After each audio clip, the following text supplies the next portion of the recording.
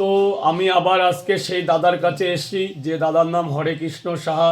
দীর্ঘদিন ধরে কিডনি সমস্যা অসুখে ভুগছে।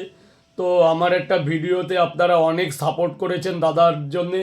তো আর একবার আমি আসলাম দাদার বাড়িতে, যে মানে ব্যাপারটা পুরো ক্লিয়ার জানতে। তাই এসে দেখি না সবই সত্য ঘটনা। মেডিকেল সার্টিফিকেট শুরু করে দাদার কিন্তু ডায়ালিসিস অলরেডি শুরু হয়ে গেছে।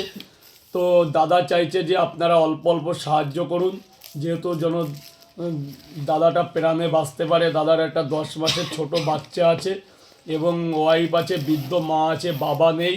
তো খুবই দারিদ্রতার মধ্যে দাদা ভুগছে। তো বর্তমান দাদার পরিস্থিতি খুবই খারাপ। ডাক্তারি হিসাবে আনুমানিক 30 লক্ষ টাকা লাগবে দাদার দুটো কিডনি ট্রান্সফার করতে, সব খরচাপাতি দিয়ে। তো দাদার কোনো পরিস্থিতি নেই এতগুলো টাকা খরচা করার। তো আজকের দিনে নেট দুনিয়ায় তো অনেক কিছুই হচ্ছে, অনেক 16 কোটি, 18 কোটি, 20 কোটি। এখানে কোটির কোনো গল্প নাই।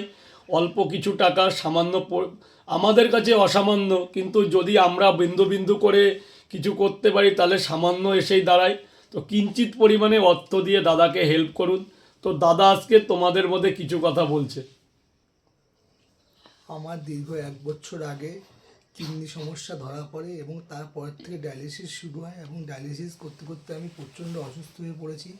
সেই কারণে আমার ডক্টরবাবু বলেছে যত শীঘ্র সম্ভব ট্রান্সপ্লান্ট করে নেওয়ার জন্য, এবং ট্রান্সপ্লান্টের সমস্ত কাজও কমপ্লিট হয়ে গেছে। কিন্তু দীর্ঘ 1 বছর ধরে এই ব্যয়বহুল ট্রিটমেন্ট ডায়ালিসিস চালাতে চালাতে আজকে আমি পুরো নিঃস্ব হয়ে গিয়েছি এবং